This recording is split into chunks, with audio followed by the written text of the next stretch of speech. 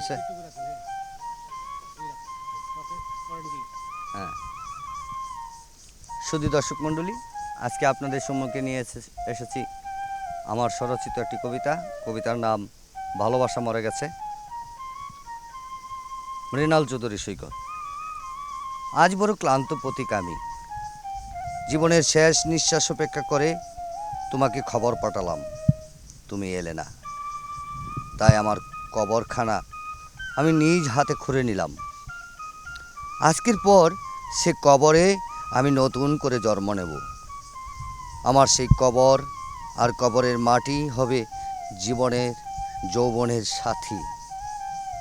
আজ বড় ক্লান্ত পথিক আমি, চোখের পাতায় ভাঙা ঘুম নিয়ে তোমাকে খবর পাঠালাম, তুমি এলে না।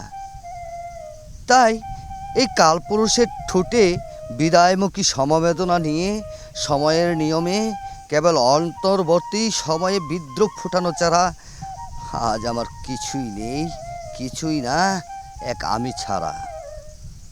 আজ বড় ক্লান্ত পথিক আমি, আজ আমার নিঃশ্বাসের পতন ঘটবে জেনে তোমাকে খবর পাঠালাম, তুমি এলে না। তাই এই বাংলার বুকে মরবার আগে তুমি আমার দুঃখিনী মাকে সমবেদনার পত্রখানা পৌঁছে দিও। মৃত্যুর পর যাতে করে এই দেহটা সাবান আর সুগন্ধি তেলের গন্ধ পায়। আমার নিঃশ্বাস পতনে যাতে করে আমার মা প্রাণ ভরে কাঁদতে পারে। আজ বড় ক্লান্ত পথিক আমি, অতীত স্মৃতির অ্যালবাম খুঁজে আনতে তোমাকে খবর পাঠালাম, তুমি এলে না। তাই তোমার সাথে কাটিয়ে দেয়া দীর্ঘ ৩৫ বছরের জীবন সংসার কিছুটা অভিমানে, কিছুটা বেদনার গ্লানিতে ভেঙে দেব আজ। সামান্য সময়ের ব্যবধানে শুধু রেখে যাব কিছু স্বপ্ন, স্বাদ আর কিছু প্রাপ্তি অপ্রাপ্তির কথা।